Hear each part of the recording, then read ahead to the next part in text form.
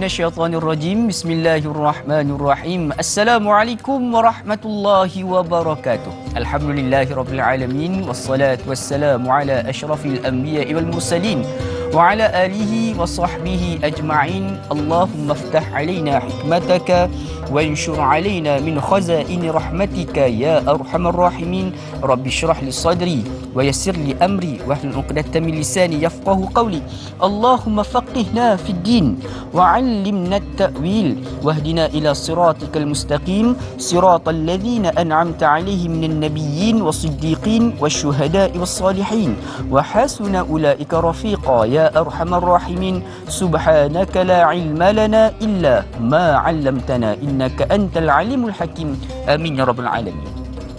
Apa khabar sidang penonton sekalian? Selamat pagi, sabahul khair, good morning diucapkan kepada sahabat-sahabat penonton setia rancangan soal jawab agama nombor 1 di Malaysia. Tak lain tak bukan, tanyalah ustaz, biar tahu jangan keliru. Alhamdulillah, pertama-tamanya sama-sama kita panjatkan kesyukuran kita kepada Allah Subhanahu Wa Taala kerana masih lagi dipanjangkan usia kita, diberikan kenikmatan kehidupan untuk kita terus melaksanakan tanggungjawab kita sebagai hamba Allah Subhanahu Wa Taala di atas muka bumi ini. Tidak lain dan tidak bukan tujuannya untuk kita taqarrub, iaitu mendekatkan diri kita dengan Allah Subhanahu Wa Taala. Mudah-mudahan apa sahaja yang kita usahakan, apa sahaja yang kita kerjakan setiap hari itu membuahkan hasil dan juga mendapat keberkatan di sisi Allah Subhanahu Wa Taala, insya-Allah. Bertemu lagi kita untuk edisi 13 Mei 2023 bersamaan 22 Syawal 1444 Hijrah, hari Sabtu. Mudah-mudahan pertemuan kita pada pagi ini membawa 1001 keberkatan daripada Allah Subhanahu Wa Taala. Dan kepada sahabat-sahabat yang masih lagi belum menyelesaikan, masih lagi belum bermula lagi untuk berpuasa 6 Syawal, apa kata jom sama-sama kita rebut peluang untuk mendapatkan ganjaran seolah-olah kita berpuasa sepanjang tahun. Kita mulakan, ada lagi berbaki lebih kurang 9 ataupun 8 hari saja lagi ni. Jom kita sama-sama rebut peluang yang dikurniakan oleh Allah Subhanahu Taala ini, insya-Allah.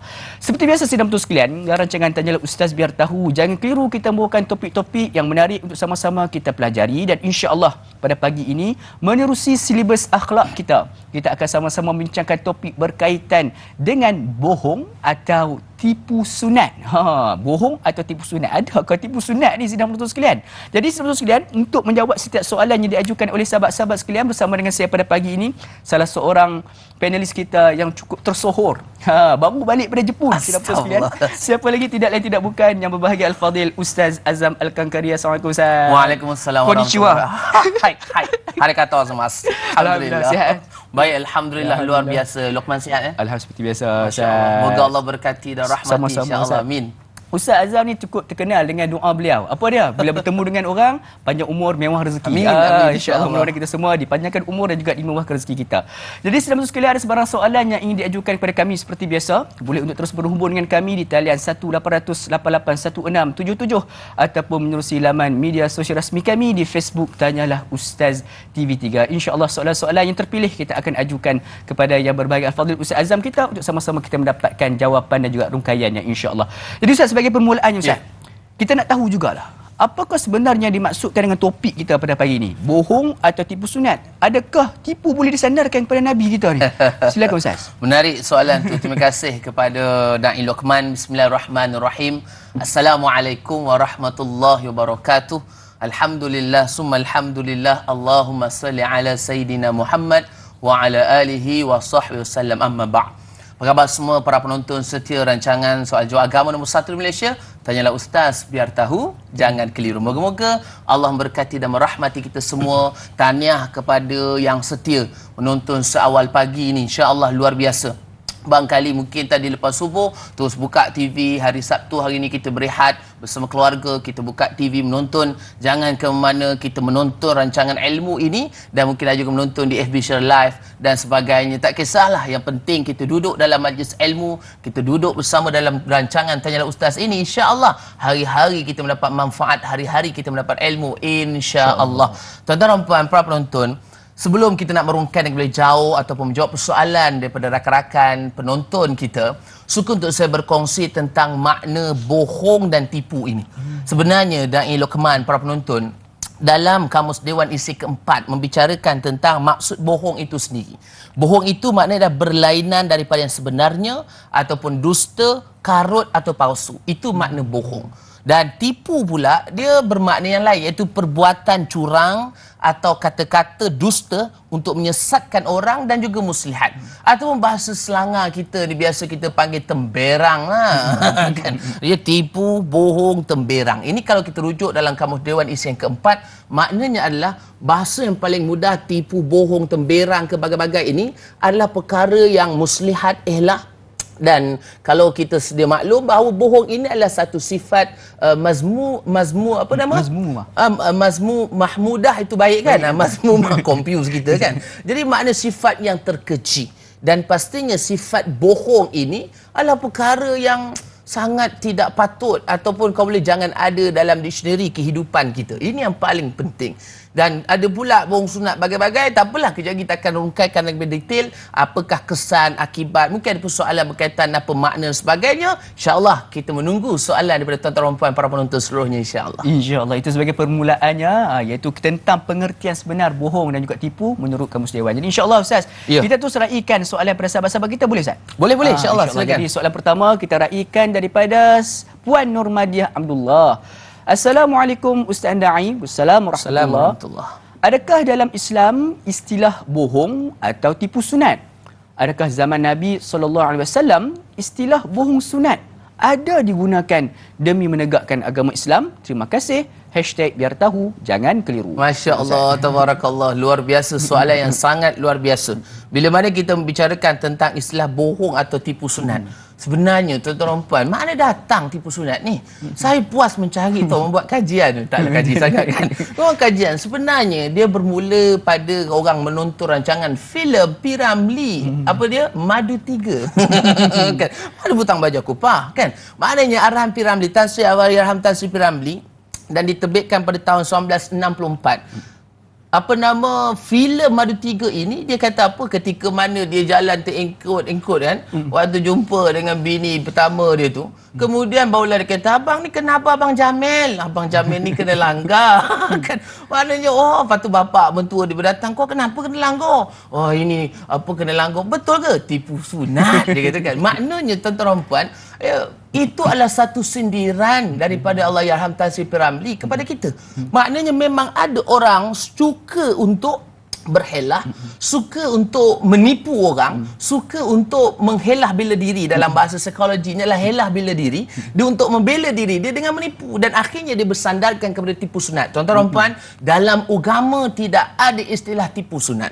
Dalam Islam tidak ada istilah bohong sunat. Makna sunat ni apa? Buat dapat pahala, tak buat rugi. Itu makna sunat. Tetapi ada yang pembohongan diharuskan. Tu mungkin kita akan bincang pada pertemuan pada sesi akan datang. Macam lama benar kan. Mana kejap lagi lah. Tapi apa saya nak kongsikan dalam satu hadis Nabi Muhammad SAW, apa Nabi kata, An Abdullah bin Mas'ud Al-Ansari radhiyallahu anhu anin Nabi sallallahu alaihi wasallam, man ghasyayana falaysa minna wal makru wal khida'u fin nar. Hadis yang diriwayatkan oleh At-Tabrani. Apa Nabi kata daripada Abdullah bin Mas'ud Al-Ansari, Nabi SAW bersabda, apa maksudnya Nabi kata, sesiapa yang menipu kami bukanlah daripada kalangan kami, dan balasan bagi perancang jahat dan tipu daya ialah neraka. Hadis At-Tabrani, na'udzubillah min zalik. Maknanya tuan-tuan dan puan, Nabi tidak mengaku umat bila kita suka menipu. Orang yang suka menipu, orang yang suka melakukan pembohongan, inilah perkara yang akan merosakkan diri kita. Kalau orang bertanya bagaimana zaman Nabi, ada ke tak ada, sebenarnya tidak ada istilah tipu sunat, bohong sunat. Cumanya ada beberapa hadis kita akan kongsikan, ada yang dibenarkan. Itu mungkin dalam persoalan yang seterusnya. Wallahu a'lam. InsyaAllah tidak ada tu sidang betul sekalian tentang istilah penemuan ataupun istilah tipu sunat tu. Dan juga kadang-kadang ya, tipu sunat ini disandarkan kepada Nabi, bahaya tu. Kita takut nanti kita mendapat, daripada kita nak mendapat melepaskan diri kita daripada masalah, akhirnya membawa kepada satu masalah ataupun azab yang lebih besar. Mudah-mudahan kita dihindarkan, insya-Allah.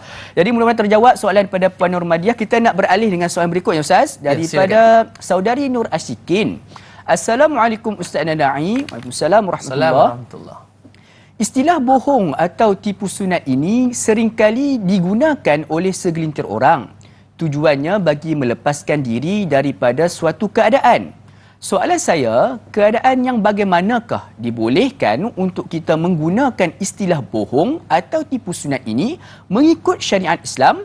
Mohon pencerahan Ustaz. Terima kasih Ustaz Naim, sama-sama #biar tahu jangan keliru. Silakan Ustaz. Luar biasa, Masya Allah, Tabarakallah. Terima kasih soalan yang bertanya daripada Nur Ashikin.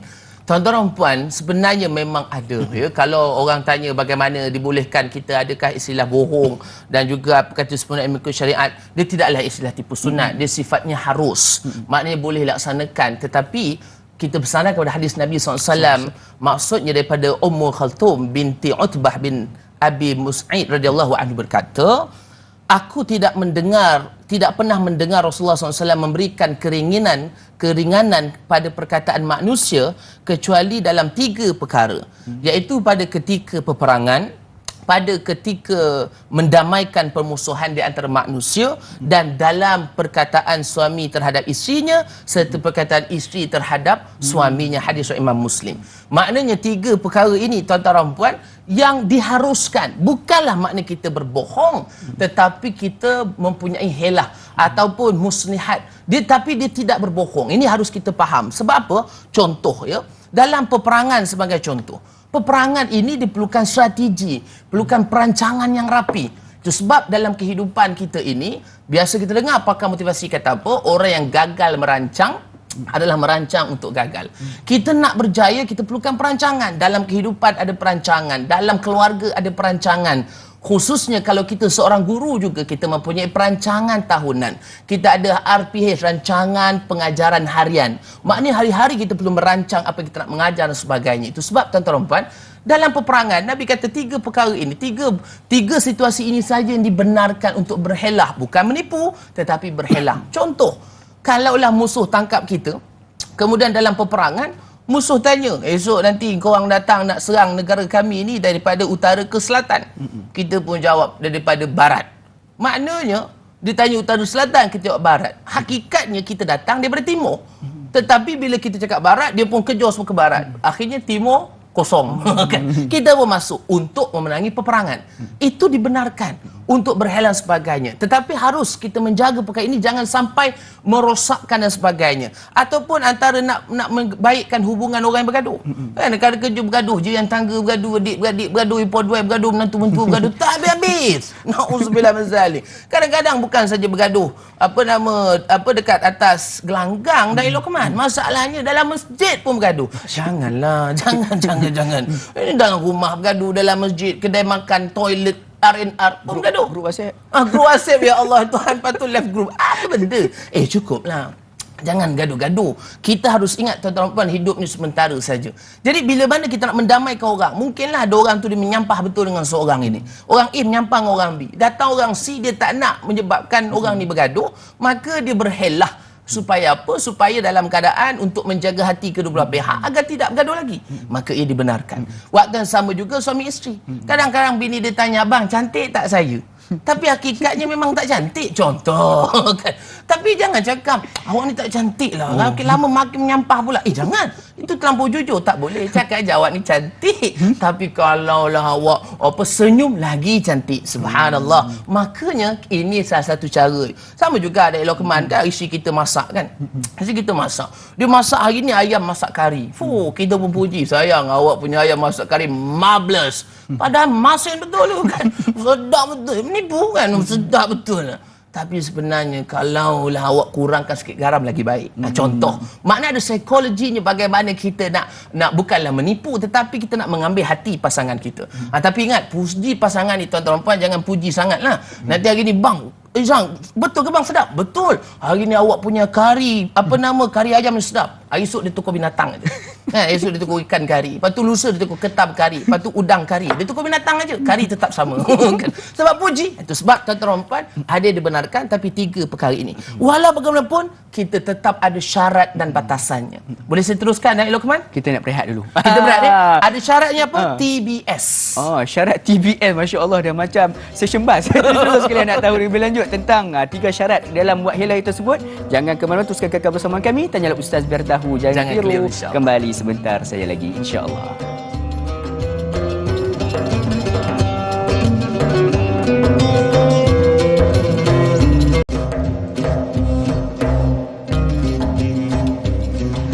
Alhamdulillah, sedap betul sekalian, kembali kita bertemu pada pagi ini rancangan Tanyalah Ustaz biar tahu jangan keliru. Sama-sama kita membincangkan topik berkaitan dengan bohong atau tipu sunat. Jadi semua sekalian, ada sebarang soalan boleh untuk terus berhubung dengan kami, dan juga sedap betul sekalian sahabat-sahabat serumpun kita yang sedang menyaksikan melalui live Facebook pada pagi ini. Seperti biasa, ringankan tangan untuk menekan butang suka dan juga ringankan tangan kita untuk berkongsi ilmu pada pagi ini kepada seberapa ramai yang boleh dengan menekan butang kongsi. Ayo sama-sama kita raihkan saham pahala kita. Mudah-mudahan ia yang membawakan keberkatan hidup kita dan juga mempermudahkan urusan kita nanti suatu mana kita bertemu dengan Allah Subhanahu Wa Taala, insya-Allah.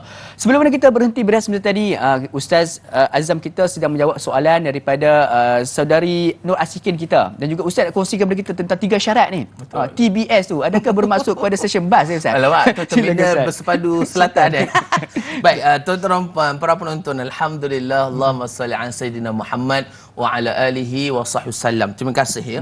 Sebenarnya Da'i Luqman, para penonton, bila mana kita membicarakan tentang ada helah yang dibenarkan, maknanya diharuskan untuk kita berhelah, bukannya kita menipu, kita bohong, tapi bermuslihat dan sebagainya dalam peperangan untuk mendamaikan dua orang yang bergaduh ataupun dalam hubungan suami isteri, perkahwinan dan sebagainya. Harus kita ingat adanya basuhan putihnya, guideline lah, garis panduan dia. Mana ada batasan, syaratnya, garis panduannya. Apa dia TBS? T pertama apa dia? Bila mana kita nak berhelah dan sebagainya kepada 3 syarat, 3 yang situasi itu tadi. T yang pertama mestilah tidak menyebabkan mudarat yang lebih besar. Ini yang paling utama. Kadang-kadang kita takut boleh menyebabkan mudarat yang besar, akhirnya menyebabkan kita berhelah dan sebagainya melebih-lebih pula. Kan melebih-lebih sehingga menyebabkan hari-hari nak menipu kan. Awak ni cantik lah, awak ni cantik lah, awak ni cantik lah kan. Dia cakap dengan orang rumah dia. Orang rumah dia pun pelik. Macam jabang ni kan. Macam you je cantik. Dia pun insecure rasa je kan. Abang tak betul nampaknya. Akhirnya mudarat lebih besar, maka benda itu tidak sesuai. Ya, dia yang penting tidak menyebabkan mudarat lebih besar. Yang kedua, B yang kedua apa dia? Bukan untuk menghalalkan yang haram. Ini yang paling utama. Yang haram kita tahu dalam hadis 40 kita belajar, tuan-tuan dan puan, haram itu jelas, halal itu jelas, panjanglah tuan-tuan boleh kaji sendirilah ya. Tetapi apa saya nak kongsikan di sini adalah bukannya menghalalkan perkara yang haram. Yang haram tetap haram. Contoh kalau kita mendamaikan orang yang ni, kalau bergaduh kan. Kalau benda itu memang benda haram, maka kita kena yakinkan ataupun kita kena kuatkan bahawa itu adalah haram. Dan kalau halal-halal, yang penting bukan untuk menghalalkan haram atau sebaliknya. Dan S yang terakhir apa dia? Sentiasa berhati-hati agar tidak keluar daripada batasan. Ini yang paling utama dan yang kita paling takut sehingga menzalimi orang. Ini paling berhati-hati. Maknanya kita kena sentiasa berhati-hati. Maknanya dalam berhelah ini kita perlu. Itu sebab ketika mana Sayyidina Abu Bakar As-Siddiq berjalan dengan Nabi SAW dalam peristiwa hijrah, ketika mana kabilah-kabilah Arab berjalan tanya, wahai Abu Bakar. Abu Bakar dikenali kan, Sayyidina Abu Bakar seorang yang sangat dikenali radhiyallahu anhu. Maka dia tanya, kau datangan siapa ni? Dan Sayyidina Abu Bakar kata, ini adalah penunjuk jalan. Beliau adalah penunjuk jalan. Jadi orang ingat penunjuk jalan ni adalah macam penunjuk jalan macam pergi mana-mana utara selatan. Tour guide itu.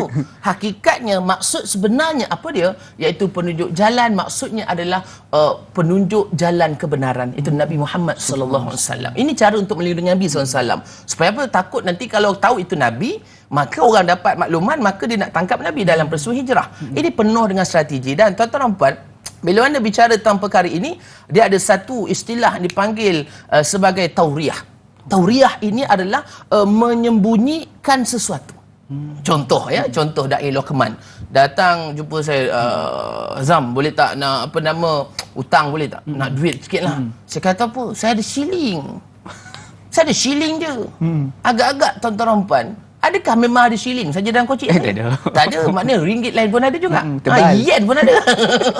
Yen Jepun pun ada. Contohlah ya. Maknanya apa? Kita cakap shilling, orang ingat, alah, shilling ke? Tak ada duit ke? Tak ada lah, shilling saja.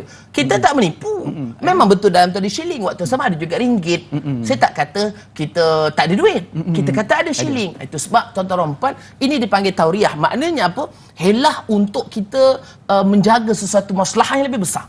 Panjang huraian kisah ini. Cumanya harus kita berhati-hati. Ulama telah membagikan makna berbohong ini.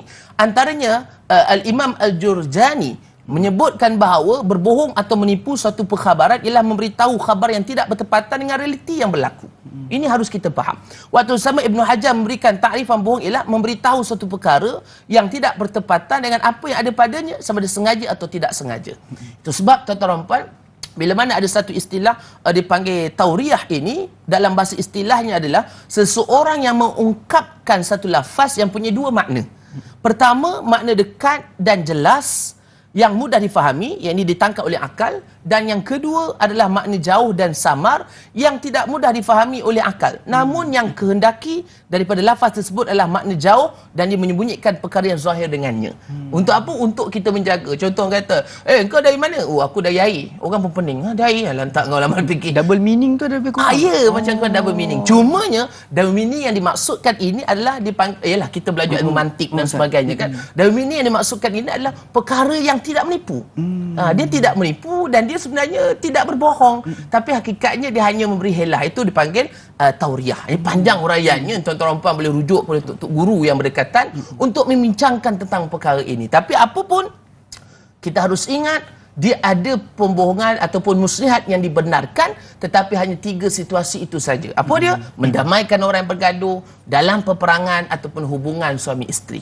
Ini harus kita jaga untuk menjaga keselamatan agar tidak berlakunya mudarat yang lebih besar. Wallahu a'lam. Allah Akbar. Jadi dibenarkan untuk helah ni, tapi perlu kita patuhi 3 syarat tadi, iaitu TBS tu. Yang pertama, helah tu tak menyebabkan mudarat yang lebih besar. Yang keduanya, helah bukan untuk menghalalkan yang haram ataupun mengharamkan yang halal. Yang ketiganya adalah helah tersebut sentiasa kita berhati-hati supaya tidak menzalimi orang lain. InsyaAllah mudah-mudahan dapat kita amalkan ni. Tapi bukan kita nak suruh kita semua berhelah kehidupan kita ni. Pastikan kalau kita boleh jujur itu lebih baik, insyaAllah. Jadi sekali kita teruskan lagi dengan menjawab soalan yang berikutnya daripada saudari Qurratu Hafiz. Masya-Allah. Assalamualaikum Ustaz Naim. Assalamualaikum warahmatullahi. Apakah hukum berbohong itu boleh menjadi harus atau disebut sebagai berbohong yang dibenarkan syarak? Dan soalan keduanya, bolehkah kita berbohong sunat demi nak mendamaikan adik-beradik yang berbalah? Terima kasih Ustaz. Sama-sama. Silakan Ustaz. Luar biasa. Allahumma salli sayyidina Muhammad wa ala alihi wa sahbihi sallam. Alhamdulillah, masya-Allah. Tuan-tuan dan puan, soalan yang sangat luar biasa. Bila mana ada kita dah bicarakan tadi kan, ada bohong yang diharuskan, mana muslihat lah. Macam bohong ni macam negatif sangat negatif. Pasal macam dia kena bohong kan. Dia bukan bohong dalam muslihat ataupun helah. Cumanya tuan-tuan dan puan harus kita ingat bahawa dalam keadaan kita berhelah ataupun kita yang mengharuskan itu, seperti mana soalan tadi dia menyatakan bahawa bolehkah untuk mendamaikan adik-beradik yang bergaduh? Sebenarnya berdamaikan orang yang bergaduh ini boleh lah. Cumanya pastikan jangan sampai melampaui batas. Sehingga kita berbohong, hakikatnya perkara itu memang perkara yang luar daripada biasa. Itu sebab tuan-tuan dan puan, dalam keadaan kita berbohong sebagainya, Nabi SAW mengingatkan kepada kita. Daripada Abdullah bin Mas'ud radhiyallahu anhu, Nabi bersabda, maksudnya Nabi kata, berwaspadalah kamu dengan penipuan. Sesungguhnya penipuan membawa kepada maksiat. Maksiat membawa ke neraka. Seseorang itu akan berterusan dan bersungguh-sungguh menipu sehinggalah ia dicatatkan sebagai penipu. Hadis Imam Bukhari dan Muslim. Na'udzubillah min zalik. Ini harus kita ingat supaya kita jangan ditegrikan orang yang penipu. Sebenarnya ada satu sindrom tu. Saya banyaklah kan masuk dalam Facebook saya, masuk dalam Instagram saya, laman sosial saya dari Lokman para penonton, boleh temuilah Azam Al-Kankari, carilah di Facebook, Instagram, bagai-bagai. Saya kadang minta pandangan orang, bagaimana adakah tipu dan sebagainya. Berdasarkan kajian saya rujuk kepada rakan-rakan kita yang belajar psikologi dan sebagainya, ada satu sindrom. Sindrom ini dipanggil orang yang suka menipu. Memang ada. Suka betul dia menipu. Sindrom dipanggil mitomania. Mitomania syndrome. Kan? Tuan-tuan boleh Google cari sendirilah ya. Mitomania syndrome ini kerjanya memang suka menipu. Ini ada masalah psikologi. Dia suka menipu. Masalah dia suka bercakap bohong. Bagi dia bohong itu untuk memperkukuhkan diri dia. Bohong itu untuk memberikan support system kepada diri dia. Dan bagi dia bohong itu adalah perkara yang dapat memberikan dia satu kebanggaan. Ini dipanggil mitomania syndrome. Mitomania syndrome ini adakah satu penyakit? Ini kena rujuk pakar psikologis lah. Kena rujuk ahli psikologis ataupun psikiatrik dan kena buat psikoterapi dan sebagainya. Dan ini benda yang sangat bahaya. Lebih-lebih lagi kalau minta maaf cerita tuan-tuan, dia berkaitan tentang keluarga, anak-anak. Kan adik-beradik kan kerjanya menipu je kan. Dia satu menipu, satu lagi minta maaf cerita lah, bahasa mudahan dia dipanggil acaca je. Tahu acaca je? Acaca je cerita dia pun. Bahasa mudahnya sekarang ni orang budak-budak panggil apa? Palatau. Palatau cerita palatau macam pandai benar tapi membongak aja kan. Minta maaf cerita tetap je. Ini bahasa selangar kita lah. Jadi maknanya kita cakap lepas saja. Padahal tak betul pun. Menipu sebagainya. Cuma bagaimana kita nak mendamaikan adik-beradik dan sebagainya ini kena berhati-hati. Memang betul kadang-kadang mungkin adik-beradiknya 8 orang sebagai contoh. Ini bergaduh sama ni. Biasalah raya sepatutnya masa untuk merapatkan ukhuwah. Raya untuk menyambung tali silaturahim. Tapi akhirnya raya untuk bermegah-megah dengan perhiasan, bermegah-megah dengan pakaian, bermegah-megah dengan kenderaan dan akhirnya menyebabkan adik-beradik lain kecil hati. Ini kadang-kadang kau bagi apa kau mamak ni? Aku bagi macam-macam mak kau tahu. Kau ni bagi apa? Adik kecil hati. Bergaduh. Kemudian adik lagi seorang ni aduh, dia duduk kat kampung, dia faham maknya macam mana. Dia kata kau bagi macam-macam, mak tak nak duit, mak nak kau duduk balik kampung saja. Akhirnya dia pun baikkan adik-beradik dia ni dengan berhelah.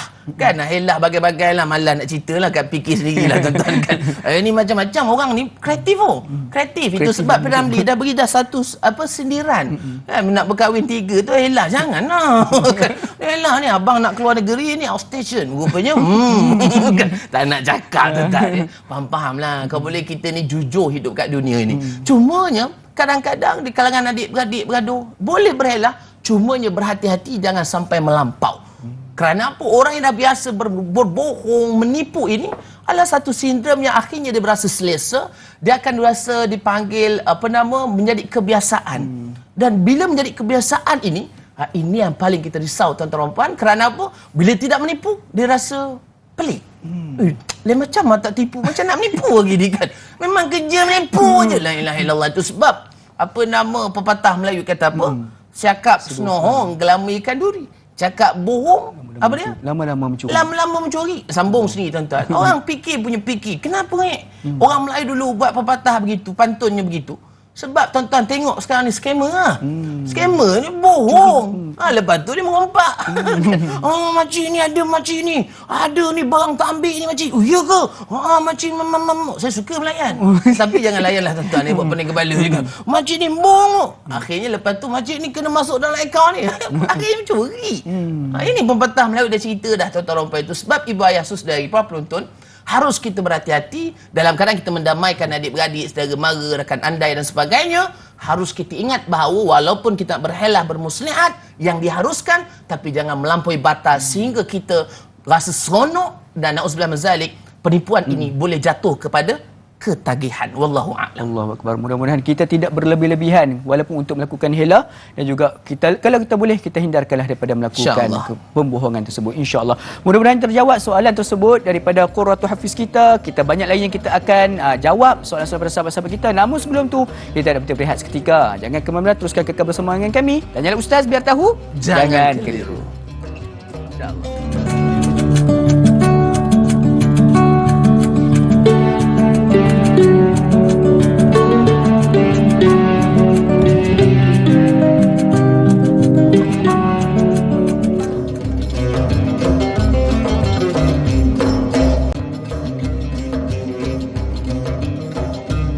Alhamdulillah sedang betul sekalian, kembali kita bertemu pada pagi ini dalam rancangan Tanyalah Ustaz biar tahu jangan keliru. Alhamdulillah pada pagi ini kita direzekikan untuk bersama dengan Al-Fadhil yang berbahagia Ustaz Azam Al-Kankari kita untuk sama-sama kita bincangkan topik yang cukup penting untuk kita sama-sama pelajari dan juga fahami, iaitu berkaitan dengan bohong atau tipu sunat. Jadi insya-Allah sedang betul sekalian, kita teruskan lagi Ustaz perbincangan kita pada pagi ini dengan meraihkan soalan yang berikutnya daripada saudari Syahiralia Muhammad. Assalamualaikum Ustaz, da'i dan semua. Assalamualaikum warahmatullahi. Ustaz, siakap senohong gelama ikan duri, cakap bohong, lama-lama jadi pencuri. Adakah perbuatan menipu walaupun sekadar suka-suka awalnya akan menjurus kepada permasalahan yang besar, dan adakah menipu ini ciri-ciri orang munafik? Terima kasih. Sama-sama, silakan Ustaz. Allahumma salli sayyidina Muhammad wa ala alihi wa sahbihi sallam. Alhamdulillah. Masya-Allah tabarakallah. Soalan ni kita dengar pun seram kan. Ciri-ciri orang munafik tuan-tuan, moga-moga kita dijauhkan daripada sifat-sifat munafikun. Innauzubillah min zalik. Moga Allah lindungi kita semua insya-Allah. Tuan-tuan dan puan, sebenarnya orang yang bohong ini, tu pantun yang kita dah baca tadi kan, memang betul lah. Mula dia bohong dan akhirnya saya ada baca satu tulisan ya, sebenarnya penipuan ataupun pembohongan ini ada candunya. Maknanya dia akan berlakunya ketagihan, dia akan rasa seronok. Selagi mana tak kantoi, kata budak sekarang dengan izin, dia tak kantoi, itu kantoi ya. Kantoi maknanya apa kan? Maknanya tak diketahui ataupun tidak tahu tentang kebenarannya. Tak pecah tembelang. Tak pecah tembelang. Kan? Maknanya kalau tak pecah tembelang, tak kantoi ni, dia akan rasa macam seronok menipu. Dan dia merasakan bahawa penipuan ini adalah satu ketagihan, satu kegembiraan. Kerana apa? Best lah orang dengar aku punya menipu ni. Kena uzubillah min zalik. Itu sebab tuan-tuan dan puan, sebenarnya orang yang menipu ni kita boleh detect sebenarnya. Kita boleh tahu. Itu sebab antara ciri-ciri orang yang suka menipu atau bohong ini, sebenarnya ada 3 ciri-ciri ni. Sebelum saya membacakan hadis Nabi SAW yang membicarakan tentang ciri-ciri orang munafik ini. Semua orang dah tahu hadis ini, sangat popular. Apa Nabi kata? Ayatul munafiqis salasa. Iza haddasa kazaba wa iza wa'ada akhlafa wa iza tumina khana. Hadis riwayat Imam Bukhari. Apa maknanya? Tanda-tanda bagi seorang munafik itu ada 3. Pertama, jika sekiranya berbicara maka dia berdusta. Ini yang pertama. Yang kedua, jika sekiranya dia berjanji maka dia mungkir, tipu, mungkir janji. Dan yang ketiga, jika sekiranya diberi amanah maka dia khianati amanah tersebut. Jadi ini ciri-ciri orang munafik, kita tahu. Cumanya bagaimana kita nak mengenali ciri-ciri orang yang menipu ini? Ya, betul. Tipu ini adalah sebahagian daripada ciri-ciri munafik. Dan saya kongsikan ada 3 ciri-ciri orang yang menipu ataupun orang yang suka membohong ini. Apa dia? CPR. CPR. CPR kan? Yang melawat menyelamatkan orang. Mulut ke mulut tu kan? Allah Rabbi, Masya Allah, Tabarakallah kan? Penting ilmu CPR ni setiap orang kena belajar. Kita belajar dalam drama je. Kan? Tapi sebenarnya setiap orang kena tahu. Sebab bila apa-apa berlaku secara kecemasan, emergency, maka kita kena buat. Itu adalah antara sebelum ambulans sampai, MA sampai, jurawat sampai, kita kena selesaikan dulu. Panjang lah. Itu kena sesi lain dan ceramah ya. CPR, apa dia? C yang pertama bukan itulah tadi, bukan apa bukan bantuan keselamatan. Tak maaf orang kesihatan kan. Semalam hari jurawat tu. Dia nak mengucapkan hari jurawat kepada semua jurawat yang berada di luar ya. Juga isteri Ustaz juga sendiri. isteri saya jurawat kesihatan kan. Baik. Tuan-tuan, apa dia? C yang pertama, ciri-ciri orang yang suka bohong ni, orang suka menipu ni. C yang pertama adalah cepat panik. Dia cepat panik, cemas dan bahasa tak tahulah, orang Johor panggil gabra. Tahu gabra tuan-tuan ya? Tahu kan? Tahu kan gabra? Kan. Gabra ni dia macam, dia kalau menipu ni kita tengok cara dia cepat panik. Menggelabah. Aduh payah benar nak menyebut dia kan, menggelabah, gabra lebih begitu angal bahasanya. Maknanya cepat panik. Dia akan lebih cepat cemas. Orang menipu ni dia rasa cepat cemas. Dan yang kedua, P apa yang kedua? Percakapannya tidak konsisten. Percakapannya itu kadang-kadang pagi lain, petang lain, malam lain. Dia punya cerita itu tidak konsisten. Itu sebab cara kita nak melihat anak murid kita ataupun anak kita menipu ataupun orang menipu ni, cerita dia tak konsisten. Kadang dengan orang ni dia cerita lain, dengan orang ni dia cerita lain, dengan orang ni cerita lain. Ini memang ciri-ciri orang menipu lah. Maknanya hari tu bukan kau cerita, engkau pergi sini, kenapa engkau kata ni? Akhirnya menipu. Ini masalah. Ciri-ciri orang menipu ni adalah percakapan yang tidak konsisten. Cakap ni, kadang cakap ini, maknanya tidak seragam, tidak ada keseragaman dalam percakapannya ataupun isinya yang bercakap itu tidak ada seragam. Dia tidak konsisten, itu bahaya. Dan R yang terakhir apa dia? Ini kita harus belajar dari segi apa? Reaksi tubuh badan dia bermasalah. Reaksi tubuh badan tu sebab tuan-tuan puan, pepatah Melayu kata apa? Apa nama? Tengok air dah tahu apa nama? Jantan betina. Gitulah lebih kurang. Minta maaf lah ya. Dia tengok air dia dah tahu jantan betina. Sekilas air di laut, sekilas air di sungai dah tahu jantan betina. Ini orang berpengalaman. Tak payah cerita banyak. Kita tengok cikgu-cikgu kita dulu. Kan kita belajar sekolah. Saya guru agama kerajaan negeri Johor. Saya mengajar sekolah agama Johor. Bila mana kita mengajar sekolah agama kerajaan Johor kan, kita mengajar budak-budak. Kita ni tak payahlah, budak-budak jangan nak menipu. Kita tengok mata je, kita dah tahu dia menipu. Kadang orang menipu ni, kita tengok cara tangan dia pun, kita dah tahu dia menipu. Kadang-kadang mata je, dia orang menipu ada kaedah. Dia belajar lah, kita kena belajar lah. Psikologi ni begitu, kita kena belajar. Orang, cikgu-cikgu dia kena belajar ilmu ni. Kadang orang menipu ni, dia tidak konsisten. Dan akhirnya reaksi badan dia akan tengok ke langit. Dan dia mencari idea untuk dia bercakap. Sebab apa? Dia menipu. Jadi dia akan mencari idea dia untuk bercakap. Itu sebab tuan-tuan dan puan, bagaimana kita nak mendidik anak-anak kita. Harus kita ingat juga bahawa kadang-kadang memang budak-budak ini kalaulah tidak diingatkan, maka mereka akan menipu. Sebagai contohlah, kita ingatkan anak kita, nak pergi solat nak. Ya mak, rupanya dia masuk bilik, dia tak solat pun. Dia menipu. Itu sebab nak mantapkan supaya anak kita tidak menipu, tidak berbohong sebagainya, pastikan tuan-tuan puan mantapkan akidahnya. Mantapkan akidahnya. Akidahnya jelas. Sebab apa? Itu sebab saya tengah buat research saya tengah buat master master saya research berkaitan tentang akhlak dan juga akidah. Bagaimana akhlak dan akidah ini sebenarnya bersaing. Dia sangat berkait rapat buat tentang subjek akhlak lah sebab for research. Jadi memang dia berkait rapat tuan-tuan dan puan. Orang yang berakhlak ini insya-Allah akidahnya jelas. Tetapi kalau orang yang tidak berakhlak, minta maaf cakap, kurang ajar dengan orang, minta maaf cerita, kadang-kadang di laman sosial maki orang sana, maki orang sini, penat. Tu sebab saya di laman sosial ni, kalau saya di Instagram, Facebook, Twitter saya ke TikTok ada juga kadang-kadang kan Azhar Kari tu, saya cerita-cerita program saya cerita-cerita jalan-jalan. Saya malas nak cerita-cerita yang lebih lanjut. Sebab apa? Ramai orang sekarang ini semuanya menjadikan laman sosial ini tempat untuk bergaduh. Laman sosial ini tempat untuk bermusuhan. Akhirnya bergaduh dan sebagainya. Itu sebab tuan-tuan dan puan, reaksi orang yang menipu ini kita boleh detect. Kita boleh agak, kita boleh jangka. Tetapi ingat, ini bukannya 100%. Ini harus kita ingat. Kadang-kadang kita tengok ni, kita belajar kan, barangkali kalau mata keratan ni menipu ni. Padahal budak tu memang jenis mata keratan bercakap. Kita pula kata kau menipu jangan. Bahaya tuan-tuan dan puan. Itu sebab saya sebagai seorang guru kan, mungkin ada di luar sana tuan-tuan dan puan, sebagai seorang guru, kita ni jangan cepat untuk mengambil tindakan kepada pelajar kita. Kita takut hakikatnya anak pelajar kita itu dia tidak menipu, dia cakap benar. Tapi kita kata dia tipu dan dia rasa terenaya. Harus ingat tuan-tuan dan puan, doa orang yang terenaya tanpa hijab, subhanallah. Ini hadis Nabi.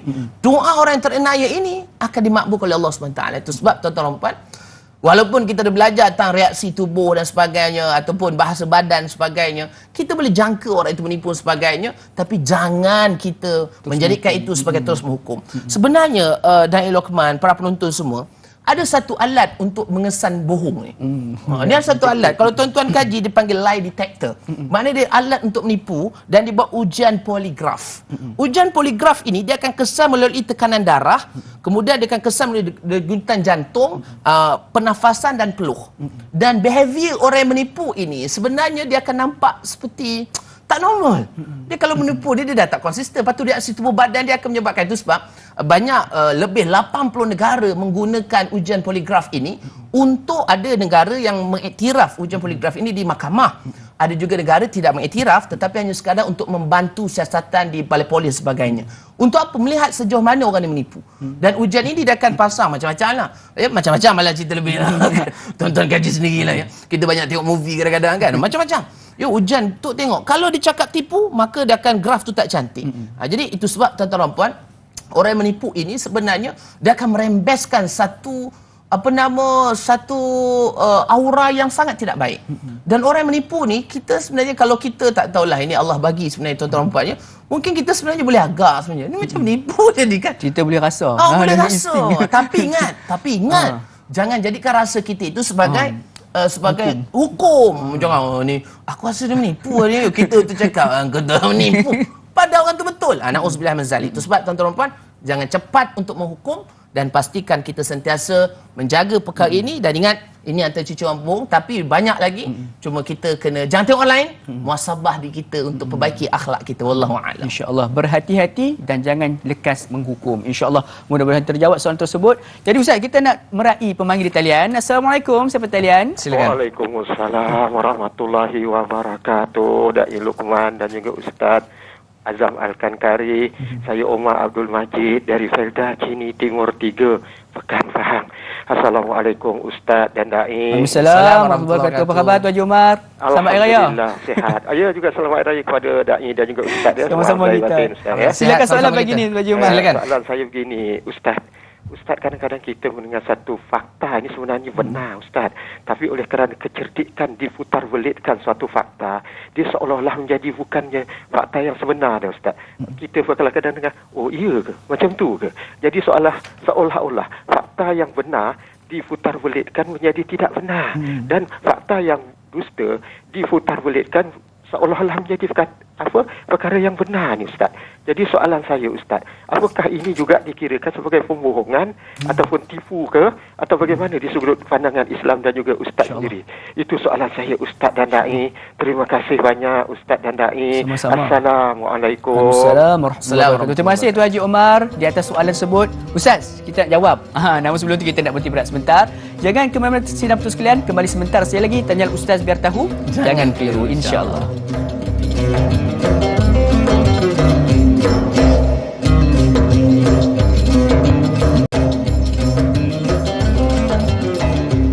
Alhamdulillah sedang betul sekalian, kembali kita bertemu pada pagi ini rancangan Tanyalah Ustaz Biar Tahu. Jangan keliru menjawab soalan berkaitan dengan topik kita, bohong atau tipu sunat. Jadi insya-Allah kita teruskan lagi perbincangan kita ini. Sebelum mana kita berhenti berehat sebentar tadi, kita menerima panggilan daripada pemanggil setia kita Tuan Haji Amar Abdul Majid. Terima kasih kerana tidak pernah penat untuk menghubungi kami dan bertanyakan soalan-soalan yang cukup penting untuk sama-sama kita pelajari, iaitu berkaitan dengan fakta yang selalu diputar belit, Ustaz. Adakah itu juga kategori tipu, Ustaz? Silakan, Ustaz. Sebenarnya itu sebab ya, kadang-kadang benda yang benar fakta yang betul, tetapi bila disampaikan oleh orang yang tak betul, maka dia jadi tak betul. Kadang-kadang benda yang tak betul tapi disampaikan oleh orang yang betul sehingga dengan cara yang sangat menarik, dia menyebabkan seolah-olah betul kan. Nauzubillah min zalik. Itu sebab tuan-tuan dan puan, ada dalam satu hadis Nabi sallallahu alaihi wasallam menyatakan seorang mukmin ini boleh jadi pengecut dan kedekut, tapi tidak mungkin sama sekali berbohong. Ditanya kepada Nabi SAW, mungkinkah seorang mukmin itu mengecut? Nabi jawab, mungkin. Kemudian, mungkinkah seorang mukmin ini bakhil? Nabi jawab, ya mungkin. Lanjut Rasulullah SAW, mungkinkah seorang mukmin ini pembohong? Nabi ditanya. Kemudian apa Nabi jawab? Nabi jawab, tidak. Hadis diriwayatkan oleh Imam Malik. Maknanya apa? Bila mana kita membicarakan tentang perkara ini, mukmin yang sejati dia tidak akan berbohong. Ini yang hakikat sebenarnya. Itu sebab bila kita mendapat fakta, harus kita lihat fakta yang kita dapat itu sejauh mana kita nak menakul fakta tersebut. Ada setengah orang menganggap bahawa kita ni, minta maaf ceritalah dari luar kemarin para penonton ya, kita banyak melihat kadang-kadang siapa yang bercakap. Dia ni bercakap dengan siapa? Tak percaya dia ni. Padahal orang tu bawa fakta yang betul. Itu sebab tuan-tuan dan puan, biasa kita dengar apa dia? Dengar apa yang dia cakap, jangan tengok siapa yang bercakap. Barangkali yang menegur, yang membawa fakta itu adalah anak kita. Barangkali lebih muda daripada kita. Barangkali anak murid kita, ataupun anak saudara kita, ataupun anak jiran kita yang menegur kita fakta tersebut. Tetapi bila mana kerana keegoan kita, ataupun kerana kesombongan kita, na'udzubillah min zalik, menyebabkan kita rasa, minta maaf cakap tuan-tuan ya, menyebabkan kita rasa kita lebih baik daripada orang. Akhirnya kita rasa kita ni lebih mulia daripada orang, dan akhirnya menyebabkan kita rasa apa yang orang sampaikan itu tidak betul, sedangkan itulah fakta yang benar. Itu sebab tuan-tuan dan puan, topik akhlak kita hari ini membicarakan tentang tipu dan bohong. Tipu dan bohong ini satu penyakit. Satu penyakit yang harus kita ubati.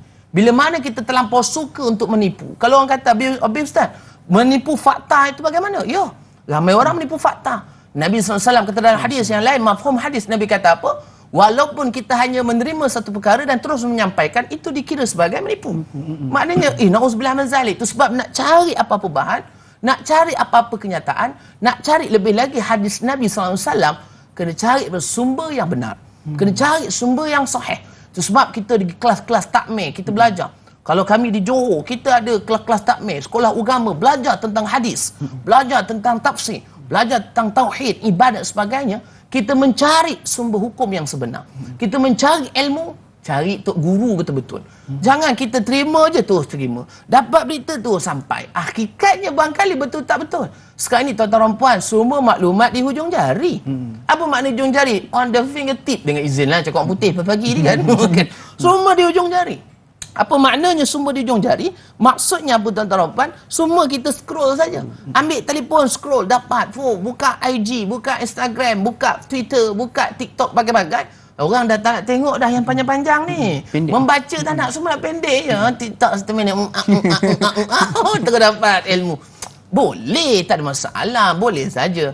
Cumanya janganlah kita terlampau terlampau obses ataupun terlampau mengharapkan pada satu sumber, sedangkan sumber lain banyak untuk kita mendapatkan ilmu tersebut. Itu sebab fakta ini tuan-tuan dan puan, sebelum ia menjadi fakta, dia perlukan satu kajian yang detail. Perlukan satu dapatan yang benar-benar adakah ini fakta ataupun auta. Jadi banyak sekarang ini kadang-kadang kita mendapat info hakikatnya bukan fakta. Tetapi ia hanya sekadar cerita-cerita di tepi jalan dan tidak ada data yang mengatakan bahawa perkara itu adalah fakta. Itu sebab tuan-tuan dan puan, ibu ayah, saudari para penonton, harus kita berhati-hati kerana apa? Kita nak jadi orang yang terbaik, ini harus mencontohi Nabi SAW. Nabi kata dalam hadisnya, Nabi kata apa? Innama bu'istu liutammima salihal akhlaq. Hadis Imam Bukhari.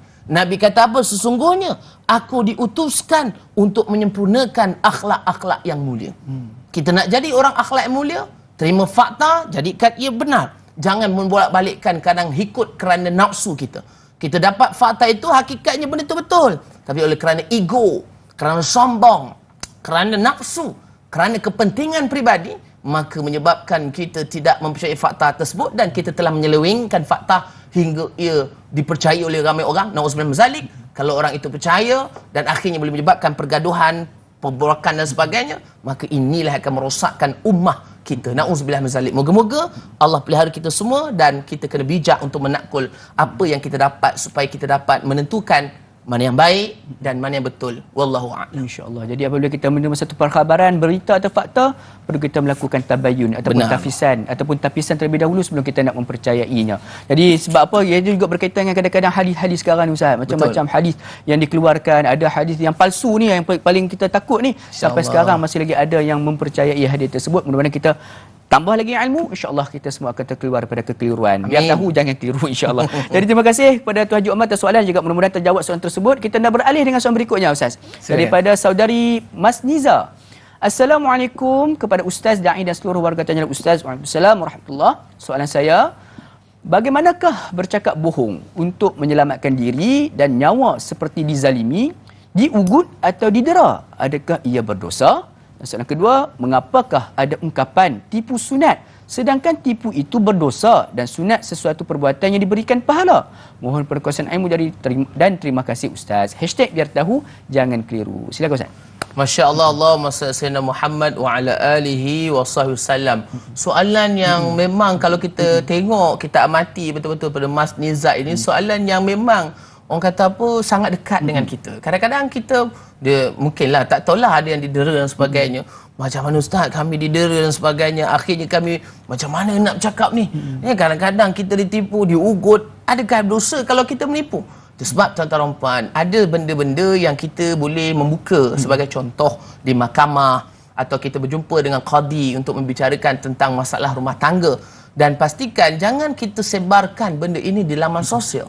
Jangan kita sebarkan perkara ini secara publik, secara awam dengan ahli masyarakat sekeliling. Ini bahaya. Ini masalah rumah tangga, semua nak cerita dekat laman sosial. Allah, ini kita bergaduh lah laki bini. Dah kenapa? Tak ceritalah. Ramai orang tengok tu memang tak sabar nak tengok kau bergaduh. Jadi dia nak tunggu aje kan masuk jarum kan. Bila kau cakap macam tu, dia pun tepuk tangan. Na'udzubillah min zalik. Itu sebab boleh untuk kita menyatakan kebenaran, dia tidak ada istilah menutup aib. Ya, kalau depan mahkamah ataupun depan hakim, maka ia boleh kita menyatakan apa saja yang menyebabkan porak-poranda rumah tangga sebagainya. Na'udzubillah min zalik. Moga Allah lindung kita semua. Tetapi tuan-tuan dan puan, kalaulah kita diancam, diugut, aku nak tanya kau ni, kau ada duit ke tak ada? Tak ada duit lah, memang betul. Kau tahu aku nak bunuh. Cakap memang tak ada duit sebab kita ada duit nak guna tempat lain. Tetapi kalau kita rasakan bahawa benda itu boleh menyelamatkan kita, maka kita diharuskanlah untuk daripada mudarat lebih besar. Cumanya dalam keadaan waktu yang sama, kenapa orang berbohong? Kenapa orang menipu? Itu sebab tuan-tuan dan puan, dalam satu hadis Nabi SAW, Nabi kata apa? Kullil haq wa innaka namurad. Ini biasa kita dengar hadis ini. Hadis yang diriwayatkan Ibn Hibban, hadis sahih. Apa maknanya? Berkata benar sekalipun ia pahit. Kena cakap betul walaupun ia pahit. Cumanya kaedah kita bercakap itu kena jagalah. Janganlah kita bercakap benar. Saya ni jenis terus terang. Saya tak ada kali-kali. Akhirnya mengecilkan hati orang. Akhirnya boleh menyebabkan putus ukhuwah, putus satu rahim. Dan akhirnya menyebabkan orang itu bergaduh. Ini kita tak nak. Itu sebab kenapa ada setengah orang berbohong? Apa sebab dia berbohong? Saya nak kongsikan ada 3 da'i lokmat ya. SKM. Bukan Sijil Kemahiran Malaysia, bukan ya. Bukan. SKM, apa dia? Bukan Suruhanjaya Koperasi, bukan. S yang pertama, kenapa dia berbohong? S yang pertama sebab selamatkan diri. Itu je. Orang bohong ini untuk selamatkan diri dia.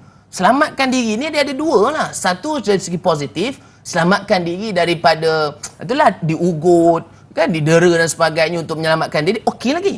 Tetapi kalau ada orang menyelamatkan diri ini hanya untuk melepaskan tengkuk dia saja, menyelamatkan diri dengan menipu, ini yang kita tak nak. Minta maaf cakap tuan-tuan dan puan, ni saya bawa contoh pelajar lah. Kadang-kadang dia nak selamatkan diri dia tak bawa buku. Bukan tak bawa buku pun, dia tak siap kerja sekolah. Dia nak bohong, kita dah bohong dulu.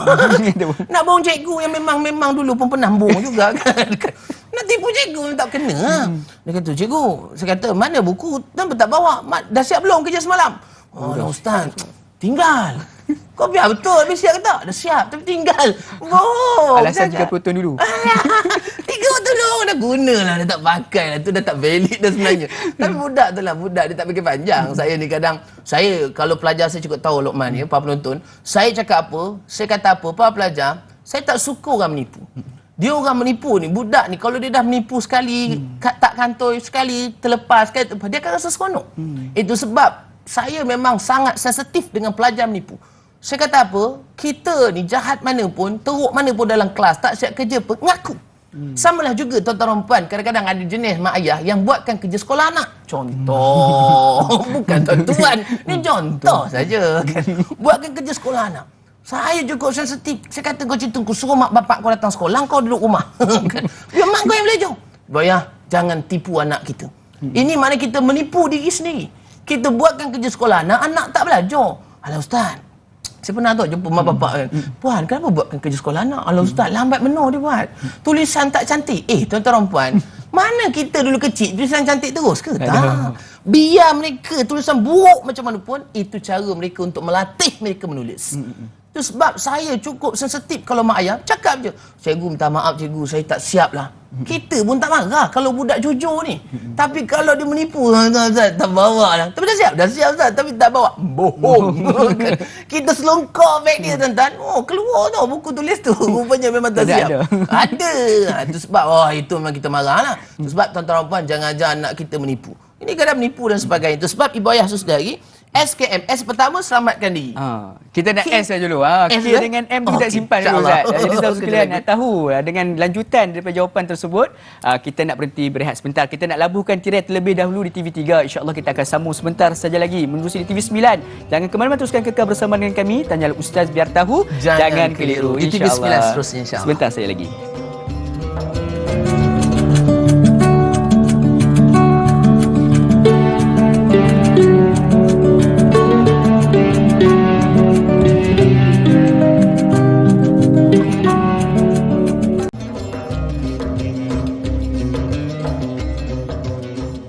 Alhamdulillah sedap betul sekalian, kembali kita bertemu pada pagi ini dalam rancangan Tanyalah Ustaz Biar Tahu. Jangan keliru, kalau tadi di TV3, sekarang di TV9, dekat di hati. Alhamdulillah, terima kasih kerana masih lagi kekal bersama kami untuk sama-sama kita mengambil ilmu berkaitan dengan bohong atau tipu sunat. Jadi kalau ada sebarang soalan untuk diajukan kepada kami seperti biasa, boleh untuk terus berhubung dengan kami di talian 1800 881 677 ataupun menerusi laman media sosial rasmi kami di Facebook Tanyalah Ustaz TV3, insya-Allah. Jadi jom kita beralih Ustaz dengan soalan berikutnya. Silakan. Daripada Puan Intan Zurina Abdul Razak. Assalamualaikum Ustaz Da'i dan warga Tanyalah Ustaz. Waalaikumsalam warahmatullahi. Bohong bukan hanya melalui kata-kata, malah perbuatan juga. Perbuatan meniru kerja sekolah ataupun homework kawan-kawan sekelas adalah satu cara pembohongan, bukan sahaja terhadap cikgu, malah diri sendiri. Mohon pengalaman Ustaz sebagai cikgu dalam mengenali isu ini. Bagaimana pula mereka yang berbohong mencipta situasi tertentu demi konten di media sosial, demi jumlah like. Terima kasih Ustaz. Tambah sikit Ustaz. menipu dalam lawak Ustaz. Boleh ke? Silakan Ustaz. Allahumma salli ala Sayyidina Muhammad wa ala alihi wa sallam. Subhanallah, Masya Allah. Puan Intan Zurina mesti dia tahu kita cikgu kan. Betul lah. Ya, cikgu ni tuan-tuan dan puan, dia saya yakin ni apa minggu depan ni hari guru pula kan. Seronok kita kan. Selamat hari guru lah ya, in advance kan kepada guru-guru semua di luar. Tak kira lah ustaz saya guru pencen, tak apalah, semua cikgu insya-Allah, mak ayah kita pun cikgu kita juga waktu kecil kan. Baik, tuan-tuan dan puan, ibu ayah, sesedari. Betul lah. Maknanya kalaulah kita menipu dalam melaksanakan homework ataupun menipu dalam menjawab peperiksaan, meniru dan sebagainya, maknanya kita sedang menipu diri kita sendiri. Bila mana cikgu beri kerja sekolah ataupun kerja rumah, homework dan sebagainya, ataupun dalam keadaan menjawab soalan peperiksaan sebagainya, itu semua ada sebabnya. Sebabnya apa? Sebabnya untuk menambahkan ilmu pengetahuan kita, untuk membuat satu ujian kepada pengetahuan ilmu kita, waktu sama untuk menambahkan apa yang sepatutnya dalam diri kita, untuk menambah ilmu kepada kita. Itu sebab tujuan kita belajar. Bila kita buat kerja sekolah, kita meniru, maka saya minta maaf ceritalah, adakah kita meniru itu dapat pelajaran? Hakikatnya kita meniru, memang kerja kita siap, cikgu tak marah kita, tapi sejauh mana dengan meniru kita itu dapat memberikan pengetahuan kepada kita dan dapat menambah ilmu kepada kita. Kalaulah dengan ilmu meniru itu dapat menambahkan pengetahuan, maka barangkali okey lah. Maknanya mungkin teknik belajarlah dengan meniru. Memang ada kan? dia meniru, dia memang meniru orang waktu sama dia belajar. Okey lagi lah. Tetapi akhirnya dia meniru tapi dia pun tak faham apa yang dia tiru. Ini bukan saya menipu cikgu dia, tapi sebenarnya dalam keadaan dia menipu diri dia sendiri. Na'udzubillah min zalik. Itu sebab tuan-tuan dan puan, kita takut kesinambungannya jauh, barokahnya hilang. Meniru dalam peperiksaan sebagai contoh, kita dapat result yang baik, keputusan yang baik. Dan akhirnya keputusan yang baik itu bukan kerana kebijaksanaan kita, bukan kerana memang kelebihan kita, bukan kerana keputusan sepatutnya kita dapat, tetapi oleh kerana kita hasil meniru dan akhirnya dengan sijil keputusan cemerlang itu tadi, kita minta kerja sebagainya, kita takut dia sangat berkait rapat sehingga hilangnya keberkatan dalam kehidupan. Kerana apa? Kerana kita meniru kerja kita, meniru dalam research kita, meniru dalam peperiksaan ujian sebagainya. Na'udzubillah min zalik. Itu sebab ibu ayah, tuan-tuan dan puan, kalau dalam dunia akademik memang kita tak nak ada plagiat. Kita tidak nak ada orang copy paste. Kerja copy paste saja apa benda kan. Lepas tu yang paling kadang tak boleh terima ni tuan-tuan dan puan, citation dia tak betul. Ini kadang-kadang dia ambil ustaz kata. Padahal siapa ustaz tu? Entahlah, ni daripada bilik sebelah. Oh, ni daripada WhatsApp group sebelah. Mana boleh. Kita kena tahu sumber tu daripada mana. Dan kalau boleh kita kreditkan kepada orang yang memulakan perkara itu. Itu sebab ibu ayah, tuan-tuan dan puan, menipu ini sebenarnya, kata Abu Hamka dalam satu tulisannya, beliau kata apa? Bohong, menipu adalah kehinaan yang paling bawah. Menipu, bohong, kata Abu Hamka, seorang ulama Nusantara, bohong adalah kehinaan yang paling bawah. Maknanya hina sangat menipu ni. Itu sebab tuan-tuan dan puan, kita kena muhasabah diri kita. Adakah kita ni bijak macam mana pun kita menipu bohong? Ini masalah lah. Itu dari segi homework. Habis dari segi konten bagaimana? Sekarang ni orang banyak nak buat pengisian. Dia nak buat pengisian di laman-laman sosial, TikTok dan sebagainya. Demi apa? Demi sejenis konten, sanggup buat benda yang tidak bijak. Demi sebuah konten, sanggup duduk tengah jalan selfie. Na'udzubillah min zalik. Menyusahkan orang. Ini minta maaf cerita lah. Kadang demi sebuah konten, sanggup naik marucuk bangunan yang tidak boleh, bangunan tinggi, yang bahaya, yang tidak boleh menyebabkan apa, kawasan larangan dan sebagainya. Dan ada juga orang sanggup menipu untuk buat orang lain tergelak. Ini pun payah juga. Dia sanggup cerita orang tergelak. Nabi melarang perkara ini. Jangan suka kita untuk menipu. Kerana apa? Nabi SAW menyatakan dalam satu hadis daripada mafhumnya daripada Sayyidina Ibnu Umar radhiyallahu anhuma, Rasulullah SAW bersabda, yang maksud Nabi kata apa? Apabila seorang hamba Allah berdusta, malaikat akan menjauhkan diri daripadanya si pendusta tersebut 1 mil ini jarak, kerana tidak senang dengan bau busuk yang diakibatkan oleh dusta tersebut. Hadis Imam Bukhari dan Imam Ahmad. Maknanya orang menipu ini, malaikat tak nak duduk dengan dia. Na'udzubillah min zalik. Itu sebab ibu ayah, tuan-tuan dan puan, dari segi konten ni, kadang-kadang di media sosial ni tolong jagalah. Memang boleh kita nak buat konten, kadang-kadang yelah dia kata macam dia saja nak membuat satu gimmick untuk apa? Untuk mendapatkan like dan nak video itu tular, sehingga menyebabkan orang pun rasa bercerita tentang dia bagai-bagai, dapatkan like, dapat share banyak dan sebagainya, dan akhirnya itu semua adalah penipuan. Tuan-tuan dan puan, kita takut di akhirat nanti banyak soalan yang perlu kita jawab di akhirat nanti. Nauzubillah min zalik. Jadi itu sebab ibadah tuan-tuan dan puan, janganlah kita menipu diri kita dengan meniru mata pelajaran, meniru homework dan sebagainya, menipu diri kita. Waktu yang sama, tak boleh lah. Janganlah. Kau boleh nak buat laman sosial, kena buat konten bagai-bagai, buatlah konten yang membina, buatlah konten yang memberikan impak yang baik kepada masyarakat di luar sana. Dan yang paling penting, ingat, bila kita sebagai pepengaruh, mana kita sebagai influencer, harus kita ingat bahawa kita ini diperhatikan ramai orang di luar sana. Lebih-lebih anak-anak muda, para remaja, anak-anak cucu kita, tolonglah buat benda yang bijak. Jangan buat benda-benda yang tidak bijak sehingga menyebabkan akhlak runtuh di akhir zaman ini. Nauzubillah min zalik. Moga-moga Allah pelihara kita dan keturunan kita seluruhnya. Amin, insya-Allah. Allah, insya-Allah. Jadi ini satu nasihat untuk pepengaruh sebab kita mempengaruhi orang lain. Insya-Allah. Insya-Allah. Ustaz, baru saya teringat Ustaz. Ya, betul. Sebelum kita berhenti pada sebentar tadi, Ustaz nak kongsikan tu 3 kenapa kita berbohong tu. Ustaz baru sebut ada SKM. Ustaz baru S saja tu. Lagi KM tu. Saja je nak tengok Luqman tak tanya, kita tak Ustaz, jawab saya lah. pun tengok balik nota saya tak lengkap Ustaz. Betul. Boleh saya teruskan Boleh, Luqman? silakan, Ustaz. Jadi tadi kita bicara apa punca orang berbohong. SKM. S apa yang pertama? Selamatkan diri. Pertama nak selamatkan diri. Selamatkan diri ada dua lah. Satu selamatkan diri yang negatif. Maknanya memang untuk selamatkan diri lepaskan tengkuk dia saja. Ada yang selamatkan diri daripada ancaman, bunuh sebagainya. K yang kedua apa dia? Kepentingan peribadi. Ini harus kita ingat. Ada orang menipu, ada orang berbohong kerana kepentingan peribadi. Bila mana ada kepentingan peribadi, akhirnya dia berbicara dalam keadaan perkara-perkara yang boleh merosakkan orang sekeliling dia. Tak apa. Yang penting aku berada di atas, orang lain berada di bawah. Ini kepentingan peribadi.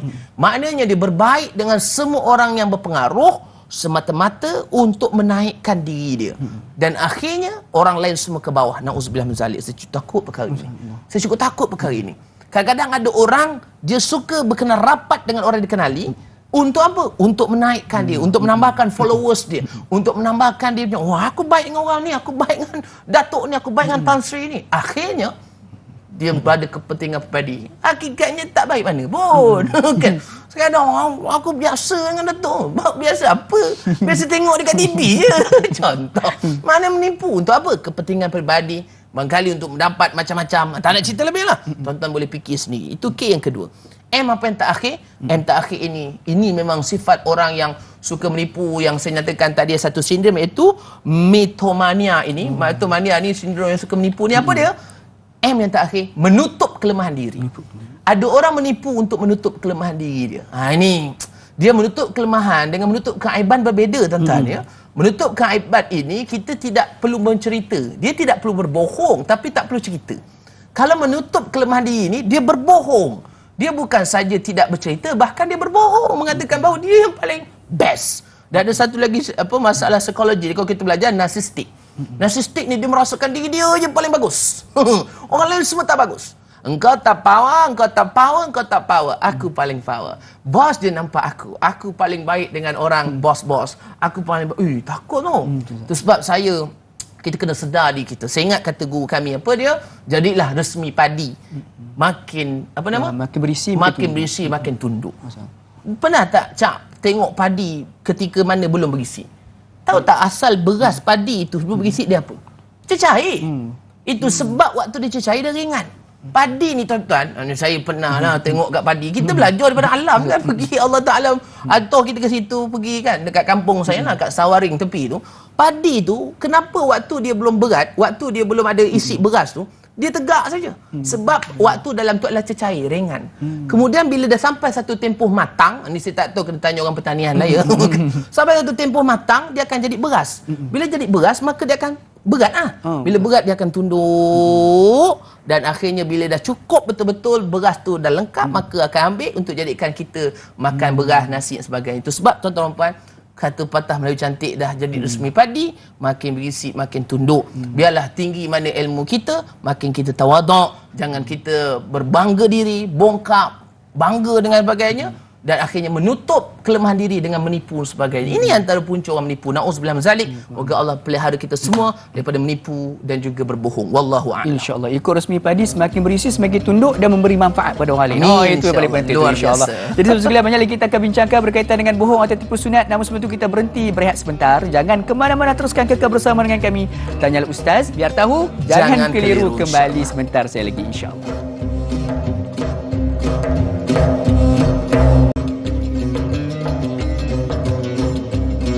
Alhamdulillah, sudah betul sekalian, kembali kita bertemu pada pagi ini rancangan Tanyalah Ustaz, biar tahu jangan keliru. Sedar tak sedar kita sudah pun berada di segmen terakhir, Ustaz. Oh. Seronok, Ustaz, segmen berkaitan dengan bohong dan tipu atau tipu sunat ni, sebab mungkin berkaitan dengan kita juga. Allah Kan waktu kecil-kecil dulu biasalah. Kena muhasabah juga. Kena muhasabah, kena tambah ilmu lagi, insya-Allah. Alhamdulillah, pada pagi ini kita rezekikan bersama dengan yang berbahagia Al-Fadhil Ustaz Al-Kankari kita. Mudah-mudahan kita dapat memperbaikilah setiap jawapan-jawapan diberikan tu untuk kita memperbaiki diri kita juga, insya-Allah.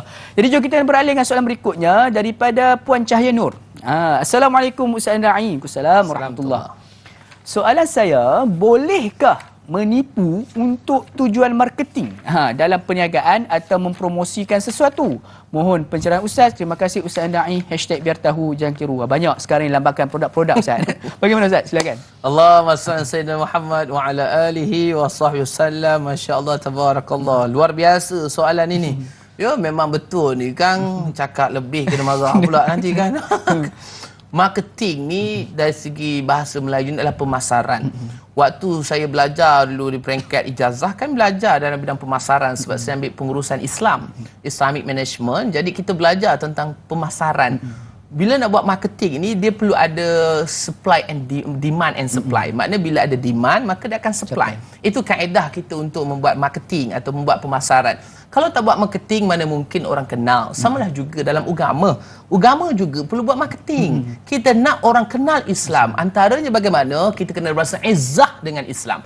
Contoh, hari-hari tuan-tuan dan puan buka rancangan Tanyalah Ustaz, biar tahu jangan keliru. Dan saya difahamkan juga di pejabat premis-premis kerajaan, di restoran-restoran, kedai-kedai makan juga buka Tanyalah Ustaz. Tanya jempol, kata orang Johor kan.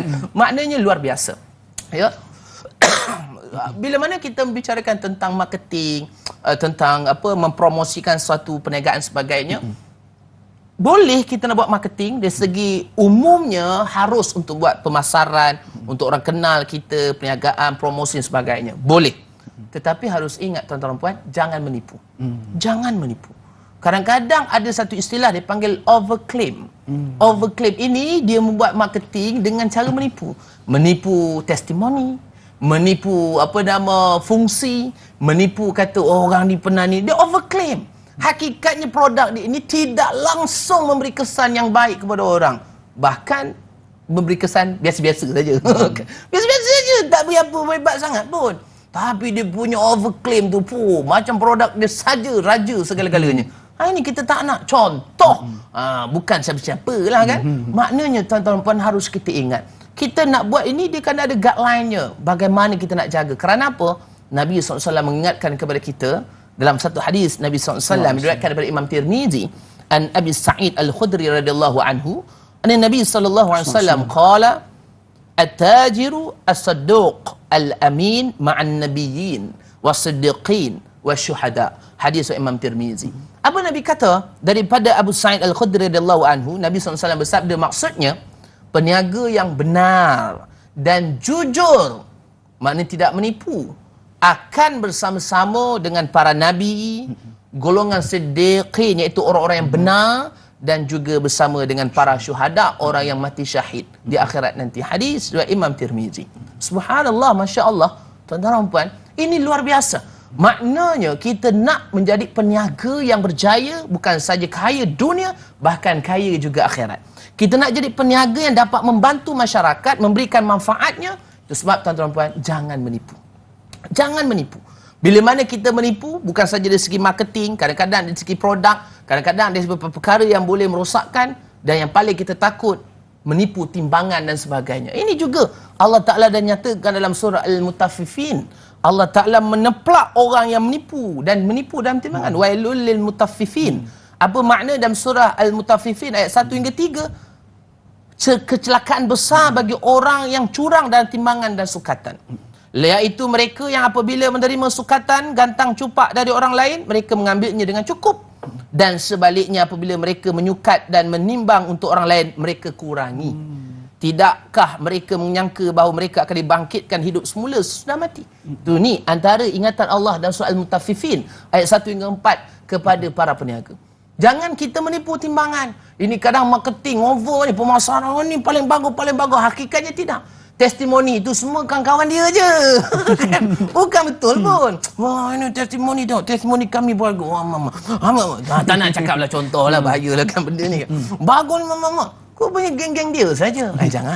Jangan. Ustaz, ni strategi Ustaz. Ya, strategi ada strateginya. Tapi kena tahu halal dan haram. Strategi yang bagaimana? Strategi bagaimana yang halal. Strategi mana yang haram. Ini kita kena macam nak tahu. Pergilah kelas belajar. Cari tok-tok guru. Pergi belajar dengan guru-guru kita, para asatizah. Ramai. Tuan-tuan guru yang berautoriti. Ini sebab tuan-tuan dan puan harus kita ingat. Jangan sampai kita menyebabkan perniagaan yang sepatutnya menyelamatkan kita dunia akhirat bersama dengan para siddiqin, bersama para nabi dan sebagainya di akhirat yang baik, tetapi akhirnya kerana kita culas dengan perniagaan kita ini menyebabkan kita na'udzubillah min zalik dicelakakan oleh Allah SWT, dan na'udzubillah min zalik kita takut terjumus ke dalam neraka asbab daripada penipuan kita. Wallahu a'lam. InsyaAllah. Jadi mudah-mudahan kita terlalu berlebihan, overclaim dalam kita punya marketing. Sebab Ustaz Azam dulu pun ada juga meniaga kuih kapit. Ingat kruk krap tagline ni. Tapi memang betul. Minyak aroma. Tapi memang betul bunyi kruk krap tu memang ada. Tak overclaim. Alhamdulillah. Itu sekali mudah terjawab soalan tersebut. Kita nak beralih dengan soalan berikutnya. Mudah-mudahan juga mungkin ini soalan terakhir kita Ustaz. Tadi kita minta maaf kerana kita tidak dapat meraihkan semua soalan. Semua soalannya itu berkualiti, tapi kita pilih beberapa soalan untuk kita dapatkan pencerahan yang lebih lanjut insya-Allah. Insya-Allah kita nak beralih dengan soalan terakhir kita daripada Tuan Ismail Maisa kita. Silakan. Assalamualaikum Ustaz Daim. Waalaikumsalam warahmatullahi. Adakah ibu bapa yang sering bohong atau tipu sunat pada anak-anak apabila berjanji sesuatu tapi tidak ditunaikan boleh menjadi teladan kepada anak bersama berbohong? Mohon pencerahan Ustaz. Terima kasih. #biar tahu jangan tiru Ustaz. Allahumma salli ala Muhammad wa ala alihi wa sallam. Tuan-tuan dan puan, bila membicarakan tentang soal anak ini harus kita ingat, ibu ayah cerminan anak-anak. Bila mana kita tidak memberikan contoh yang terbaik kepada anak kita, akhirnya anak kita ini akan cenderung untuk melakukan apa yang kita lakukan.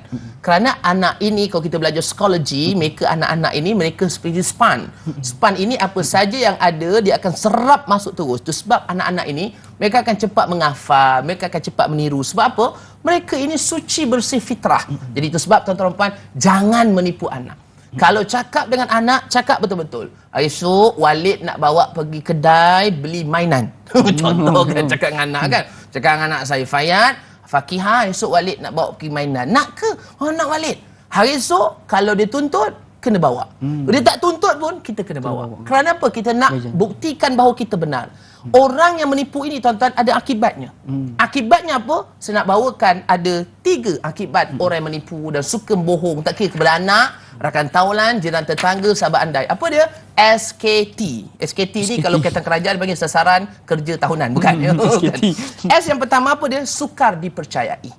Orang yang suka menipu ini dia orang yang sukar untuk dipercayai. Sekali dah kantoi tuan-tuan puan, orang dah tak percaya dah kita. Tak percaya dah kita. Itu sebab janganlah. Jangan suka menipu. Janganlah Ustaz, tipu sikit je. Usaha semampunya jangan menipu. Kerana dia akan berlakunya sukar dipercayai. Yang kedua apa dia? Kehidupan tidak tenteram. Kehidupan tidak tenteram, hati tak tenang. Orang menipu dia hati tak tenteram. Dia hati tak tenteram, kehidupan tak tenteram, hati dia tak tenang. Memang tak tentu arah. Ini orang yang menipu. Dan akibat suka bohong juga suka menipu. Apa yang terakhir? Takut dengan bayang-bayang sendiri. Dia akan takut dengan bayang-bayang sendiri sebab dia kaki mongak, kaki menipu. Dia akan ketagih dengan menipu dia dan dia takut dengan bayang-bayang dia sendiri. Na'udzubillah min zalik. Itu sebab ibu ayah berusaha semampunya. Tak kiralah bohong atau tipu sunat. Tidak ada dalam istilah agama tipu sunat. Tetapi ada tipu ataupun muslihat, helah yang diharuskan. Itu telah dibicarakan di peringkat awal tadi. Dan mungkin saya akan conclude terus. Saya akan tutup dengan secara tuntasnya. Saya nak bawa satu hadis Nabi Muhammad SAW. Nabi SAW menjamin satu kedudukan di tengah syurga bagi siapa yang meninggalkan dusta. Mereka yang meninggalkan penipuan, meninggalkan pembohongan ini, Nabi ada satu jaminan kepada kita.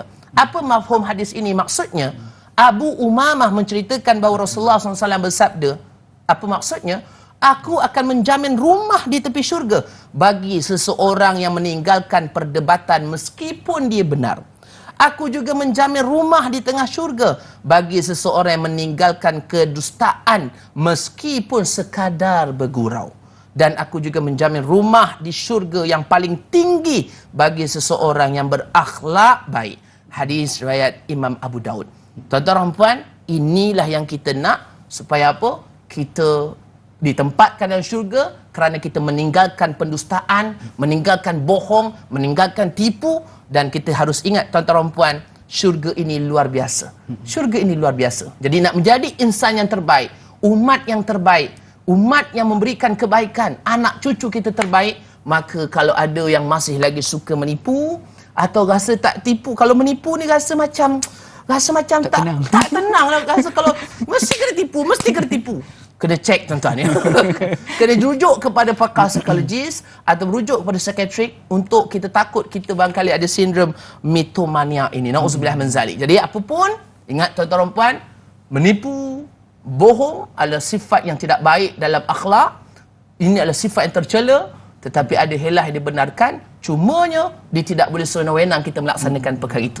Moga-moga bermanfaat insya-Allah. Dan akhirnya saya nak kongsikan juga antara doa yang boleh kita amalkan. Ini juga doa insya-Allah saya akan masukkan dalam Instagram saya, Facebook saya, Azam Al-Kankari, insya-Allah. Tuan-tuan boleh carilah. Doa ini doa yang biasa kita amalkan, iaitu surah Ali Imran ayat 8. Apa doa ini? Rabbana la tuzigh qulubana ba'da idh hadaytana wa hab lana min ladunka rahmah innaka antal wahhab. Apa maknanya? Wahai Rabb kami, wahai Tuhan kami, janganlah engkau jadikan hati kami condong kepada kesesatan setelah engkau beri petunjuk kepada kami, dan kurniakanlah kepada kami rahmat dari sisimu, sesungguhnya engkaulah maha pemberi kurnia.